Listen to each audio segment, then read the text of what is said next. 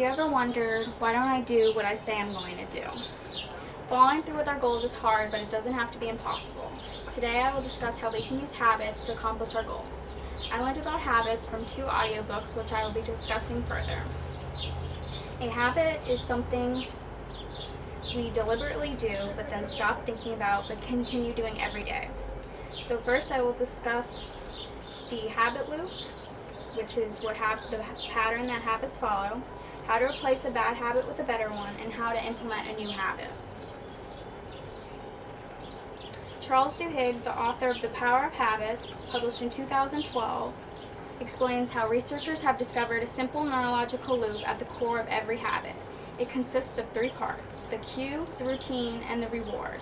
So when you see the cue, it will cause you to do the routine in order to get the reward.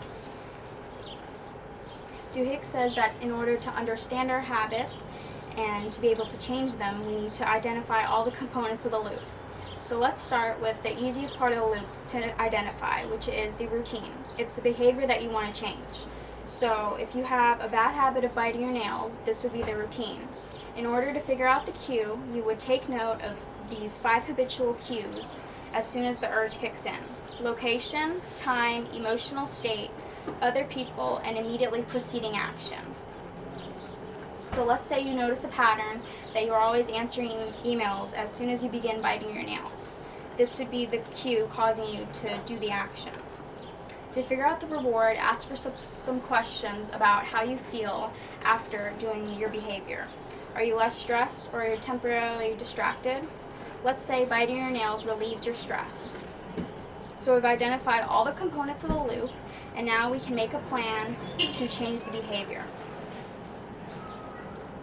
So as soon as you get the urge to bite your nails, resist the urge and find something else to do, such as taking a deep breath or doing some stretches to help distract you from doing your behavior. And eventually, if you keep doing that, the new behavior will kick in and become automatic and become your new habit.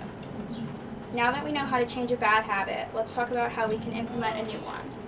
James Clear, the author of Atomic Habits, published in 2018, discusses how we can implement a new habit by following his framework, the 4 laws of behavior change. Make it obvious, attractive, easy, and satisfying. So the first law, make it obvious. Let's say you have a goal of exercising more. This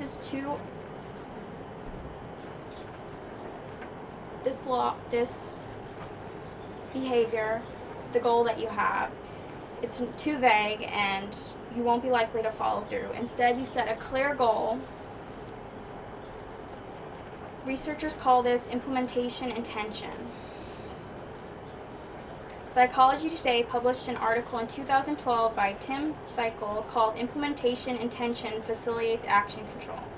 It talks about how implementation intention helps support goal intentions by setting out in events when, where, and how you'll complete your goal.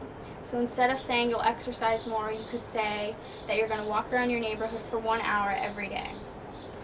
The next law is to make it attractive. If good habits were fun, we'd already be doing them, but if we combine what we like to do with our goals, we'll be more likely to do them.